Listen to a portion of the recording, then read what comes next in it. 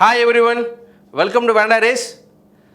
So இன்னைக்கான 7 AM செஷனில் வந்து பார்த்தீங்கன்னா 6th third termல environment, our environmentங்கிற அந்த டாபிக் தான் வந்து பார்க்க போகிறோம். சரிங்களா? எஸ். ஸோ இதுக்கு முன்னாடி நடந்த செஷன்ஸ்லையும் எஃபெக்டிவாக பார்ட்டிசிபேட் பண்ணிங்க. ஸோ இன்றைக்கான செஷனும் வந்து பார்த்தீங்கன்னா எஃபெக்டிவாக பார்ட்டிசிபேட் பண்ணுங்கள். சரிங்களா? எஸ். ஸோ இன்றைக்கான செஷன் போகிறதுக்கு முன்னாடி நம்மளுடைய வேண்டாஸில் வந்து பார்த்தீங்கன்னா 6 level ஆஃப் ப்ராக்டிஸ் ப்ரோக்ராம் வந்து கொண்டு போயிட்டுருக்கோம்ப்பா. ஸோ அதில் வந்து பார்த்தீங்கன்னா basic classes, basic circle, extreme circle, super batch, அதுக்கப்புறம் ரிப். இன்கேஸ் இன்டர்வியூ இருந்துச்சு அப்படின்னா இன்டர்வியூக்கான ஸ்பெஷல் கோச்சிங் வந்து நம்ம வந்து கொடுக்குறோம். ஸோ இந்த 6 level ஆஃப் ப்ராக்டிஸ் ப்ரோக்ராமை பயன்படுத்தி கிட்டத்தட்ட 1500 மேற்பட்ட ஸ்டூடெண்ட்ஸ் வந்து கவர்மெண்ட் ஜாப் வந்து வாங்கியிருக்காங்க. ஸோ நீங்களும் அரசு அதிகாரி ஆகணும் அப்படின்னா நம்மளுடைய வீடியோ கீழே வந்து பார்த்தீங்கன்னா ஒரு லிங்க் இருக்கும். அந்த லிங்கை கிளிக் பண்ணி ரெஜிஸ்டர் பண்ணிக்கோங்க. நம்மளுடைய சப்போர்ட் டீம் உங்களுக்கு கால் பண்ணி எப்படி நம்ம ரேஸில் ஜாயின் பண்ணலாங்கிற ப்ரொசீஜர் வந்து உங்களுக்கு எக்ஸ்பிளைன் பண்ணுவாங்க. சரிங்களா? Yes, good. ஓகேப்பா. சரி, இன்னைக்கான செஷனுக்குள்ள போயிடலாம். ஸோ ஃபர்ஸ்ட் கொஸ்டின் பாருங்க. Which one of the following is correct? Biotic components, living organism. Abiotic components, non-living organism. Everything that surrounds us is called as environment. All of the above. So இதே தமிழில் பாருங்க. பின்வருவனவற்றில் எது சரியானது? உயிருள்ள காரணிகள் வாழும் உயிரினங்கள், உயிரற்ற காரணிகள் உயிரற்ற உயிரினங்கள், நம்மை சுற்றியுள்ள அனைத்தும் சுற்றுச்சூழல் என்று அழைக்கப்படுகின்றன, மேலே உள்ள அனைத்தும் அப்படின்னு சொல்லி கொடுத்துருக்காங்க. எஸ். ஸோ இதுக்கான கரெக்டான ஆன்சர் வந்து என்னப்பா? எஸ். ஸோ இதுக்கான கரெக்டான ஆன்சர் வந்து பார்த்தீங்க அப்படின்னா that is all of the above. Option டியில் இருக்கக்கூடிய ஆல் ஆஃப் தி எபோ தான் வந்து பார்த்தீங்கன்னா இதுக்கான சரியான விடையாக வந்து இருக்கும். சரிங்களா? எஸ். ஸோ எப்படி அப்படின்னு சொல்லி பார்க்கலாம். ஃபஸ்ட்டு பாருங்கள், பயோட்டிக் அப்படின்னா என்னது? உயிர் உள்ள அப்படின்னு சொல்லி அர்த்தம். ஸோ பயோட்டிக்னாவே கண்டிப்பானது that is living organism. So abiotic அப்படின்னா ஜஸ்ட் ஆப்போசிட் டு பயோட்டிக். சரிங்களா? அப்போது it is non living organism. அது மட்டும் இல்லாமல் நம்ம சுற்றி இருக்கக்கூடிய அனைத்துமே வந்து நம்ம என்னென்னு சொல்கிறோம்? சுற்றுச்சூழல் அப்படின்னு வந்து சொல்லுவோம். சரிங்களா? என்விரான்மெண்ட் சொல்லுவோம். ஸோ நம்ம கொடுக்கப்பட்ட 3 ஆப்ஷன்ஸுமே வந்து கரெக்டாகிற பட்சத்தில் இதுக்கான சரியான விடை option D, all of the above. சரிங்களா? எஸ், சூப்பர்ப்பா. ஸோ நெக்ஸ்ட் கொஸ்டின் பார்க்கலாம். ஸோ நெக்ஸ்ட் கொஸ்டின் பாருங்கள். Edaphic factor includes water, air, organic matter, all of the above. சரிங்களா? ஸோ தமிழில் பார்த்தீங்க அப்படின்னா மண் சார்ந்த காரணிகள் யாவை? தண்ணீர், காற்று, கரிமப்பொருள், மேலே உள்ள அனைத்தும் அப்படின்னு சொல்லி வந்து கொடுத்துருக்காங்க. எஸ். ஸோ நம்ம புக்கில் வந்து பார்த்தீங்க அப்படின்னா தனியாகவே கொடுத்துருக்காங்கப்பா. சரிங்களா? ஸோ இந்த எடாபிக் ஃபேக்டருங்கிறது தனியாகவே கொடுத்துருக்காங்க. ஸோ இந்த எடாபிக் ஃபேக்டர்ஸ் சம்மந்தப்பட்ட விஷயங்கள் தான் என்னென்ன அப்படிங்கிறத நம்ம வந்து கொஸ்டின் வந்து கேட்டிருக்கோம். சரிங்களா? எஸ். வாட்டரா, ஏரா, இல்லை ஆர்கானிக் மேட்டர்ஸா அப்படின்னு கேட்டாங்க அப்படின்னா ஸோ இதுக்கான கரெக்டான ஆன்சர் இந்த 3மே. சரிங்களா? வாட்டர், ஏர், ஆர்கானிக் மேட்டர் 3மே வந்து பார்த்தீங்க அப்படின்னா this are the factors of edaphic அப்படின்னு சொல்லி சொல்கிறாங்க. சரிங்களா? எஸ். எடாபிக்னா என்ன அப்படின்னா தட் இஸ் மண் சார்ந்த அப்படின்னு சொல்லி அர்த்தம். ஓகேவா? எஸ். ஸோ அப்போ செகண்ட் கொஸ்டின் வந்து பார்த்தீங்க அப்படின்னா that is all of the above. டியில் இருக்கக்கூடிய ஆல் ஆஃப் தி எபோ தான் வந்து பார்த்தீங்கன்னா சரியான விடையாக வந்து இருக்கும். சரிங்களா? எஸ். ஓகேப்பா. ஸோ நெக்ஸ்ட் கொஸ்டின் பார்க்கலாம். ஸோ நெக்ஸ்ட் கொஸ்டின் பாருங்கள். ஆக்வாரியம், aquatic plants and fishes. Terrarium is to dash அப்படின்னு சொல்லி கேட்டிருக்காங்க. Options terrestrial animals, terrestrial plants, both A and B, none of these அப்படின்னு சொல்லி கொடுத்துருக்காங்க. சரிங்களா? எஸ். ஸோ தமிழில் பார்க்கலாம். நீர்வாழ் காட்சியகம், நீர்வாழ் தாவரங்கள் மற்றும் மீன்கள். நிலவாழ் காட்சியகம் அப்படின்னா அதுக்கு என்ன வரும்? நிலப்பரப்பு விலங்குகள், நிலப்பரப்பு தாவரங்கள், ஏ மற்றும் பி இரண்டும், இவற்றில் ஏதும் இல்லை அப்படின்னு சொல்லி வந்து கொடுத்துருக்கோம். எஸ். ஸோ இங்கே வந்து பார்த்தீங்கன்னா இஸ் டூ ரேஞ்சஸ் என்ன பண்ணியிருக்காங்க வந்து கொஸ்டின் வந்து கேட்டிருக்காங்க. சரியா? ஸோ ஆக்வாரியம் அப்படின்னா ஆக்வாட்டிக் பிளான்ஸ் அப்புறம் ஃபிஷ்ஷஸ் வந்து இருக்கும். அப்போது டெராரியமில் வந்து என்னென்ன இருக்கும் அப்படின்னு சொல்லி வந்து கேட்குறாங்க. சரிங்களா? எஸ். ஆப்ஷன் வந்து கரெக்டாக பாருங்கள். ஸோ ஆப்ஷன் வந்து கரெக்டாக பார்த்தீங்க அப்படின்னா உங்களுக்கு என்ன தெரிய வரும் அப்படின்னா that is terrestrial animals and terrestrial plants ரெண்டுமே வந்து பார்த்தீங்கன்னா both are the part of terrarium. சரிங்களா? ஸோ நிலத்தை வாழக்கூடிய விலங்குகள் மற்றும் தாவரங்கள் ரெண்டுமே வந்து பார்த்தீங்கன்னா நிலவாழ் காட்சியகத்துக்கு வந்து ஒரு மிகப்பெரிய எடுத்துக்காட்டாக வந்து இருக்கும். ஸோ தேர்டுக்கு வந்து பார்த்தீங்கன்னா போத் ஏ அண்ட் பி. சரிங்களா? ஏ மற்றும் பி இரண்டும் என்பது சரியான விடையாக வந்திருக்கும். சரிங்களா? எஸ், சூப்பர்ப்பா. ஸோ நெக்ஸ்ட் கொஸ்டின் பார்க்கலாம். ஸோ பாருங்கள். Which of the following statements are correct? Statement 1. All autotrophs are called producers. Statement 2. Photosynthesis is the only way to produce food by their own. Statement 1 is correct. Statement 2 is correct. Both A and B none of these அப்படின்னு சொல்லி கொடுத்துருக்காங்க. So தமிழில் பாருங்கள், பின்வரும் கூற்றுகளில் எது சரியானது? கூற்று 1, அனைத்து தற்சார்பு ஊட்ட உயிர்களும் உற்பத்தியாளர்கள் என்று அழைக்கப்படுகின்றன. இதுதான் ஃபஸ்ட்டு ஸ்டேட்மெண்ட். கூற்று 2 வந்து பாருங்கள், ஒளிச்சேர்க்கை மட்டுமே உணவை தாங்களே உற்பத்தி செய்வதற்கான ஒரே வழியாகும் அப்படின்னு சொல்லி கொடுத்துருக்காங்க. ஸோ ஆப்ஷன்ஸ் பாருங்கள், கூற்று 1 மட்டும் சரி, கூற்று 2 மட்டும் சரி, ஏ மற்றும் 2 இவற்றில் ஏதும் இல்லைன்னு சொல்லி கொடுத்துருக்காங்க. சரிங்களா? எஸ். ஸோ இந்த ஸ்டேட்மெண்ட்டை வந்து பார்த்தீங்க அப்படின்னா கரெக்டாக அப்சர்வ் பண்ணணும். சரிங்களா? ஸோ ஸ்டேட்மெண்ட் கொஸ்டினாவே கொஞ்சம் அப்சர்வ் பண்ணி தான் நம்ம என்ன பண்ண முடியும், ஆன்சர் வந்து பண்ண முடியும். ஸோ இங்கே ஃபஸ்ட்டு பாருங்கள், ஆல் ஆட்டோட்ரோப்ஸ் ஆர் ப்ரொடியூசர்ஸ். சரிங்களா? ஸோ ஆட்டோட்ரோப்ஸ்னால் என்ன? தனக்கு தேவையான உணவை வந்து தானே வந்து உற்பத்தி செய்யக்கூடிய அனைத்து உயிரினங்களும் நம்ம என்னன்னு சொல்கிறோம், ஆட்டோட்ரோப்ஸ்னு சொல்கிறோம். அதுக்கு வந்து ப்ரொடியூசர்ஸ் அப்படின்னு சொல்லிட்டு ஒரு பேர் வந்து கொடுத்துருக்காங்க அப்படின்னா எஸ், ஸ்டேட்மெண்ட் 1 கொடுக்கப்பட்ட விஷயம் வந்து பார்த்திங்கன்னா கரெக்டாக தான் இருக்குது. சரிங்களா? எஸ். இப்போ ஸ்டேட்மெண்ட் 2க்கு வரலாம். ஸ்டேட்மெண்ட் 2ல் பாருங்கள், photosynthesis is the only way to produce food by their own. சரிங்களா? ஒளிச்சேர்க்கையால் மட்டுமே தான் உயிரினங்கள் வந்து தனக்கு தேவையான ஒரு உணவு வந்து உற்பத்தி பண்ணுதா அப்படின்னு கேட்டிங்கன்னா கண்டிப்பாக கிடையாது. சரிங்களா? எஸ். ஸோ ஆட்டோட்ரோப்ஸ் நம்ம எப்படி பிரிக்கலாம் அப்படின்னா 2ஆக பிரிக்கலாம். ஃபோட்டோட்ரோப்ஸ், அதுக்கப்புறம் கீமோட்ரோப்ஸ் அப்படின்னு சொல்லி பிரிக்கலாம். சரிங்களா? ஸோ கீமோட்ரோப்ஸ் அப்படின்னா என்ன அப்படின்னா பை ப்ரொடியூசிங் கெமிக்கல்ஸ். சரிங்களா? ஸோ ரசாயன பொருட்களை வந்து உற்பத்தி செஞ்சு என்ன பண்ணிக்கும், சில உயிரினங்களை வந்து தனக்கு தேவையான உணவு வந்து உற்பத்தி பண்ணிக்கும். சரிங்களா? ஒளிச்சேர்க்கை மட்டும் இல்லாமல் ரசாயன மூலயமாவும் என்ன பண்ணிக்கும் அப்படின்னா சில உயிரினங்கள் தனக்கு தேவையான உணவு வந்து தானே வந்து உற்பத்தி பண்ணிக்கும். சரிங்களா? எஸ். ஸோ ஃபோட்டோசிஸ் மட்டும் தான் என்ன கிடையாது, இது ஒன்லி வே கிடையாது. ஸோ இந்த செகண்ட் ஸ்டேட்மெண்ட்ங்கிறது தவறாக இருக்குது. ஓகேவா? எஸ். அப்போது 4க்கு வந்து பார்த்தீங்கன்னா statement 1 is the correct answer. சரிங்களா?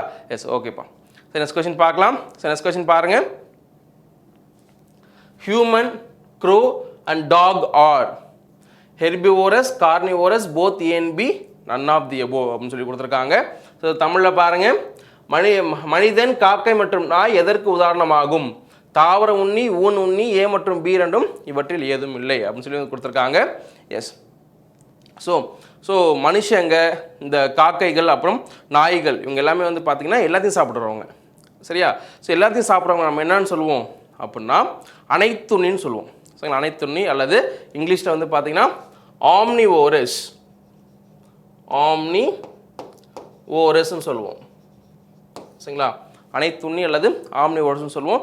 பட் ஆம்னிவோரஸ்ங்கிற ஆப்ஷன் இங்கே இல்லை. சரிங்களா? ஸோ அதுக்கு பிறகு நம்ம எப்படி வச்சுருக்கோம் அப்படின்னா போத் ஏ அண்ட் பி அப்படின்னு சொல்லி வந்து வச்சுருக்கோம். சரிங்களா? ஸோ அனைத்துண்ணிகள் வந்து பார்த்திங்கன்னா பிளான்ட்ஸையும் சாப்பிடும், அது மட்டும் இல்லாமல் அனிமல்ஸையும் சாப்பிடும். சரிங்களா? எஸ். ஸோ இதுக்கான சரியான விடை வந்து பார்த்திங்கன்னா option C, both A and B. சரிங்களா? ஏ மற்றும் பி இரண்டும் என்பது தான் இதுக்கான சரியான விடையாக வந்து இருக்கும். சரிங்களா? எஸ். ஓகேப்பா. ஸோ நெக்ஸ்ட் கொஸ்டின் பார்க்கலாம். நெக்ஸ்ட் கொஸ்டின் பாருங்கள். 6th question, which of the following is correct? The sequence of who eat whom in ecosystem is called as food chain.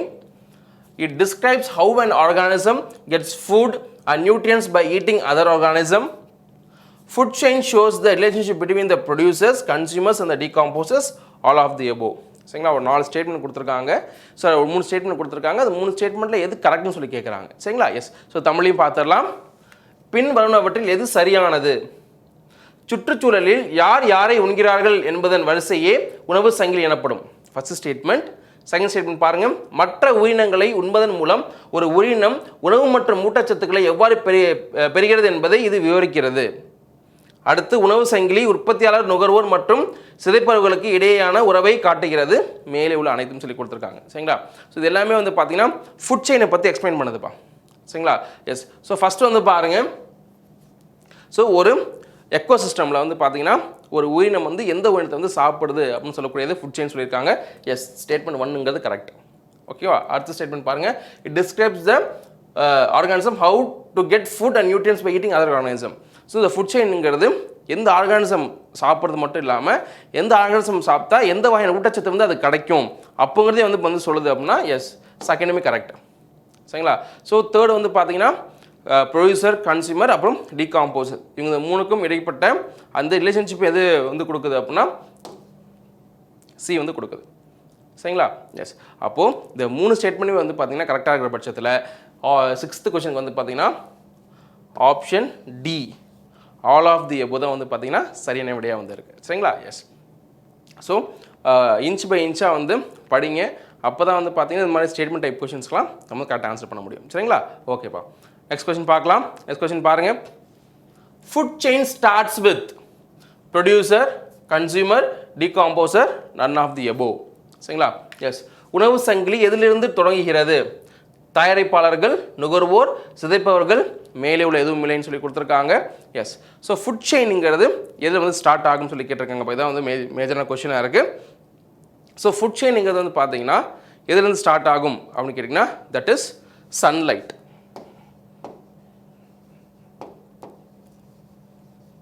சரிங்களா? சூரிய ஒளி அதிலிருந்து என்ன ஆகும் அப்படின்னா இந்த ஃபுட் செயின்ங்கிறது ஸ்டார்ட் ஆகும். சரிங்களா?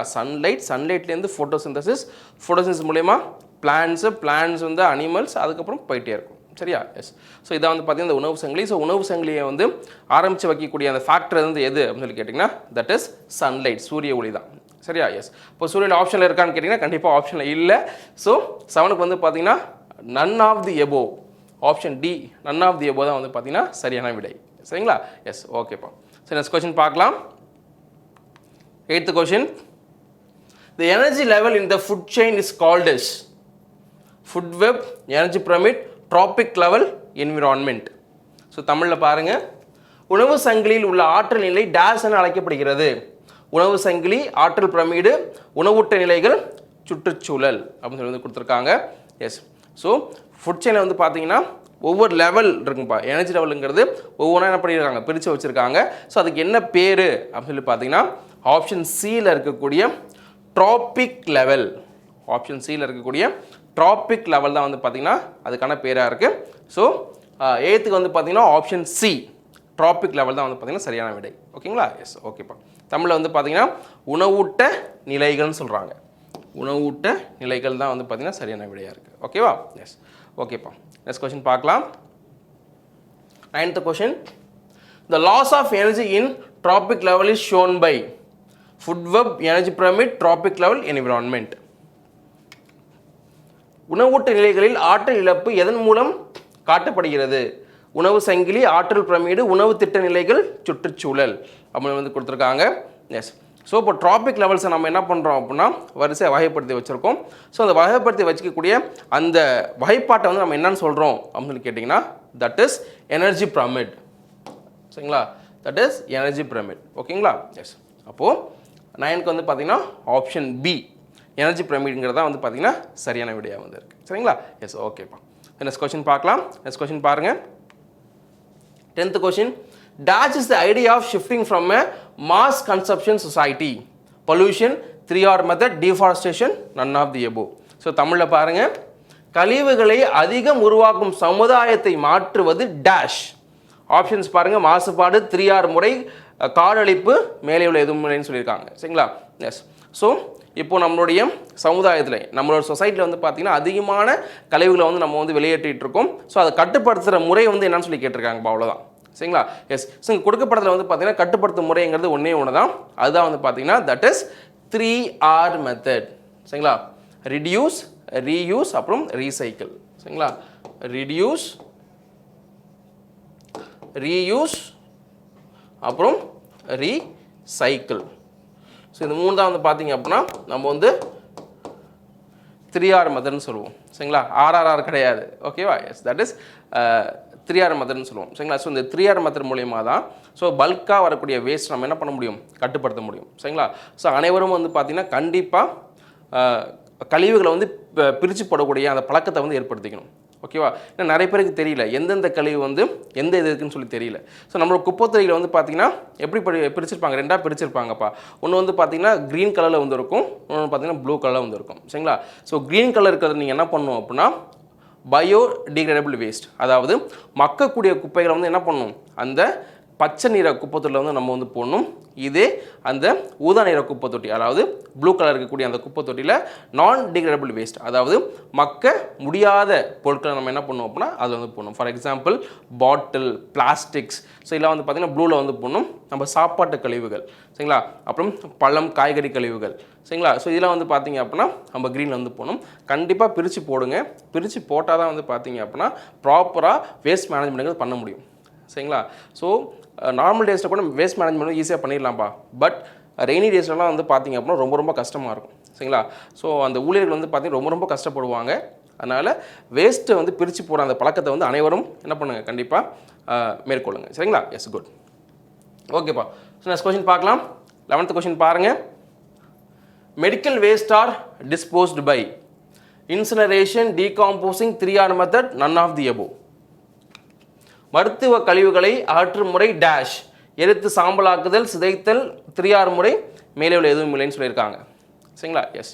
ஸோ மருத்துவ கழிவுகள் வந்து பார்த்திங்க அப்படின்னா அதிகப்படியான ரத்தம், அப்புறம் வந்து பார்த்திங்க அப்படின்னா புண்லேருந்து வரக்கூடிய அந்த நீர், ஸோ இந்த மாதிரி வந்து பார்த்திங்கன்னா நிறையா இருக்கும்ப்பா.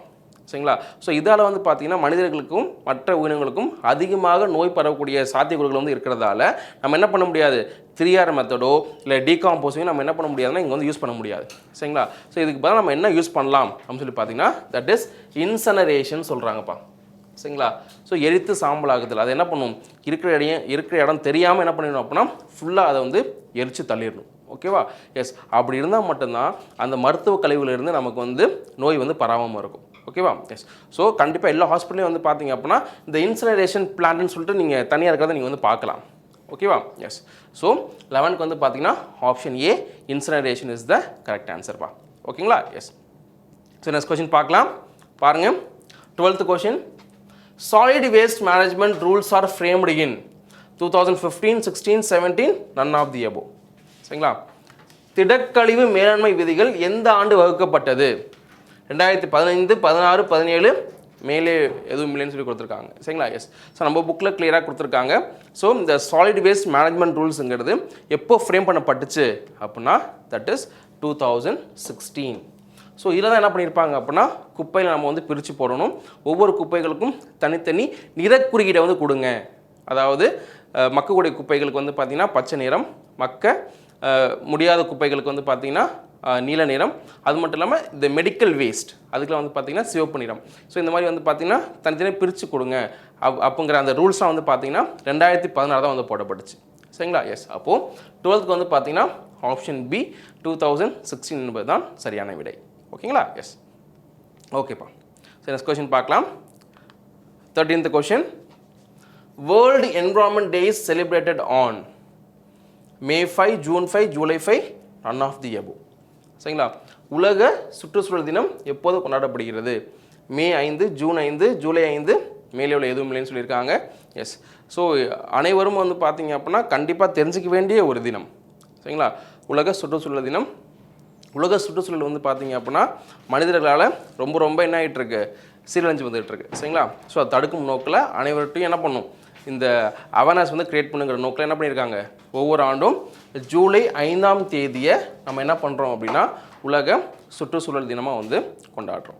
ஓகேங்களா, எஸ். அப்போது 13க்கு வந்து பார்த்தீங்கன்னா ஆப்ஷன் பி ஜூன் 5 என்பது தான் சரியான விடை. ஓகேங்களா, எஸ். ஓகேப்பா.